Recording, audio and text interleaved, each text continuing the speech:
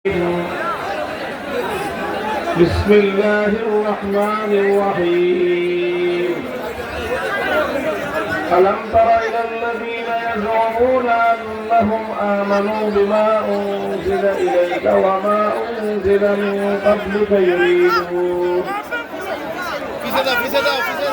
يريدون أن يتحاكموا إلى الطاغوت وقد أمروا أن يكفروا به ويريد الشيطان أن يضلهم ضلالا بعيدا.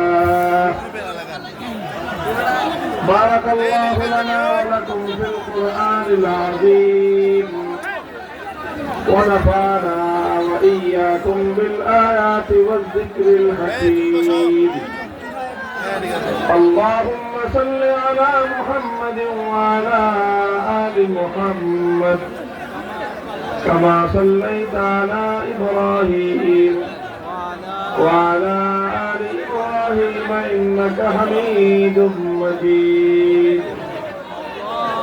اللهم بارك على محمد وعلى آل محمد كما باركت على إبراهيم وعلى آل إبراهيم إنك حميد مجيد.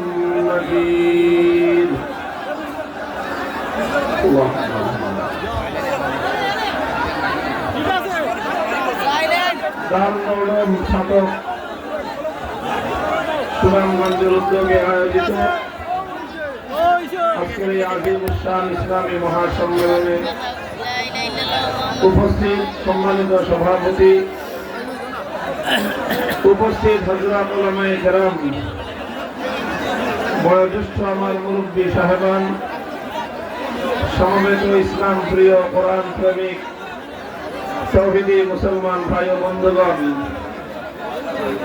প্রাণ প্রিয় ছাতকবাসী,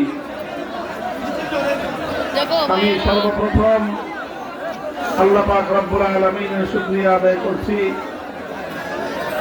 যে মহান রব্বুল আলামিন অনেক ঝড় ঝাপটার পর আপনাদেরকে এবং আমাকে আবার এই ছাতকের মাটিতে আল্লাহ দ্বীনের কথা বলবার জন্য, শুনবার জন্য একত্রিত হওয়ার তৌফিক দিয়েছেন।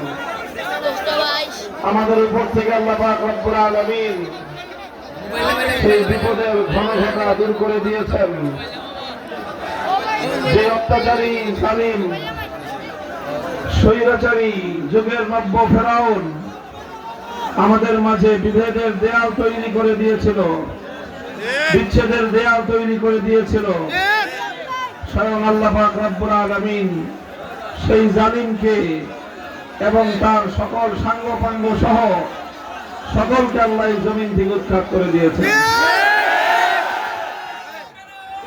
আমি তারপরে আপনাদের শুকরিয়া আদায় করছি বাংলাদেশের যে সকল অঞ্চলগুলোতে আমি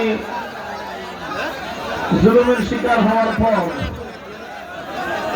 আমার জন্য এবং আল্লাহর দ্বীনের জন্য যারা জীবনের ঝুঁকি নিয়ে অনেক জেল জুলুম হুলিয়ার মাথায় নিয়ে জুলুমের বিরুদ্ধে, অন্যায়ের বিরুদ্ধে, স্বৈরাচারের বিরুদ্ধে যারা মাঠে ময়দানে নেমেছিলেন,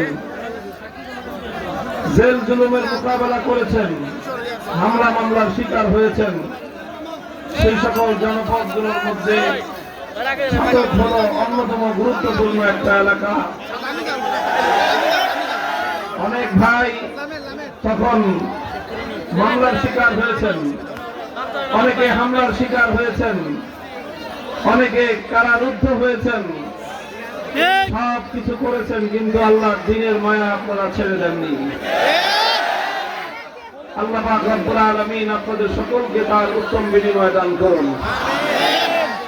আমি বিশ্বাস করি আমার সাথে আপনাদের সম্পর্ক এবং আপনাদের সাথে আমার এই সম্পর্ক এটা দুনিয়ার এবং পার্থিব কোনো স্বার্থের উদ্দেশ্যে নয়, কারণ আমার কাছ থেকে আপনাদের দুনিয়াতে পাওয়ার কিছুই নাই। আমি আপনাদেরকে দুনিয়াতে না কোনো টাকা পয়সা দিতে পারবো, না আপনাদেরকে আমি দুনিয়ার কোনো ক্ষমতার স্বাদ দিতে পারবো, না দুনিয়াতে আমি আপনাদেরকে অন্য কোনো জাগতিক স্বার্থ দিতে পারবো। এরপর আপনারা আমাকে মহব্বত করেন, আপনাদের কাছ থেকেও আমার দুনিয়ার কোনো চাওয়া পাওয়ার কিছু নেই। আপনাদের কাছ থেকে আমি দুনিয়ার কোনো স্বার্থ চাই না। এরপরেও ছাতক